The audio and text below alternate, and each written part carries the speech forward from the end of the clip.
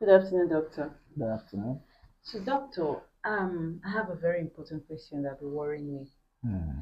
So, sometimes I do have a smelly discharge, and in between my periods, I do experience some bleedings. So, after making some inquiries, they said it's PID. Doctor, what is PID, please? Okay, you're welcome. Thank you.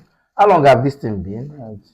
In the sickness For for a how couple long? of months now, like Okay. 2 3 months. Okay, let's get to the question you asked. PID is the P there is pelvic. The I there is inflammatory. The D there is disease. So pelvic inflammatory disease is a disease of women. So what happens is that most times women have infection and they don't take it serious. Like somebody can have sexually transmitted infections or infections from toilet or whatever. Now they don't take it serious. It now spreads from the entrance, that's the vagina. It can go up to all the reproductive pathways of a woman. Like it will enter the womb, it can enter the tubes, it can enter the ovaries. So the infection involves this whole spectrum of big organs. Okay. So what are the symptoms and how do one get it? One gets it from vagina. Most of the times, vaginal infections, other sexually transmitted disease can be gonorrhea, it can be chlamydia, it can be anything. But it's a bacteria. 90% of the time it's bacteria. So the bacteria spreads from the outside, the vagina, goes inside to all these organs I called. And when they are there, the symptoms a woman will experience is one of the things you mentioned now. Person may have discharge that may be smelly discharge, Yeah. and most ladies have smelly discharge, and they don't know what to do about it. Another one is that you can notice blood in between your menses. You know, somebody may have menses today. Before the next menses, she will have bleeding. That's another one. Another one is that the person can have pain during sexual intercourse.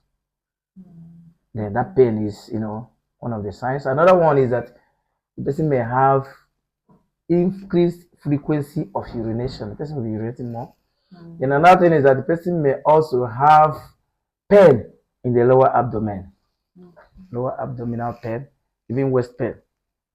Then the discharge is there, as I said. So, and at times, in so many women, this can lead to infertility if it's not treated on time. Really? It can affect the womb and affect some other organs in the body. So it can lead to infertility if it's not well treated on time. And also it can give you fever. Person can have fever, generalized fever, unwell. You can check the temperature, it can be up to 38 point something. In cases of severe one, person's temperature may be so high. So and the person will just be feeling unwell, without knowing the source of the fever. Most of these people go for typhoid and malaria, thinking that it's typhoid and malaria, without knowing that it's pelvic inflammatory disease. So the treatment has to be very, very, uh, comprehensive for it to go. And there must be some investigations to be done. The person has to do urine culture, high vaginal swab culture, and sensitivity and all those things. Then you get the right sensitivity and antibiotics that will be okay. Okay. It goes. So it's something that has to be. You have to get involved with you have to get your health provider involved, your doctor, however. So it's not something you can just handle anyhow. Some people just go and buy antibiotics anyhow and start taking it. At the end of the day, it's abuse of antibiotics, and the antibiotics may be resistant. The bacteria may be resistant to the antibiotics because of either poor quality of the drugs, low dosage, or not giving the adequate dosage. So these are the things. So it's very important that a woman that has such signs and symptoms should go to the doctor and get the doctor involved. Thank you. Wow. So Thank you you, need to go doctor. for tests to be Okay. sure exactly the kind of bacteria that is there. And it's not advisable to get over-the-counter No, medication. it's not advisable at all. It's not the best. Most Okay. times women have it. And then another thing that is very important is that after the treatment of the person, that's the patient, the partner, the male partner has to also be checked and probably be treated to avoid the reinfection from the partner when it goes back. Okay. So that's for the Thank you so much, doctor. Now I know what PID means and I know what to do about it. Thank you very much. Thank you, sir.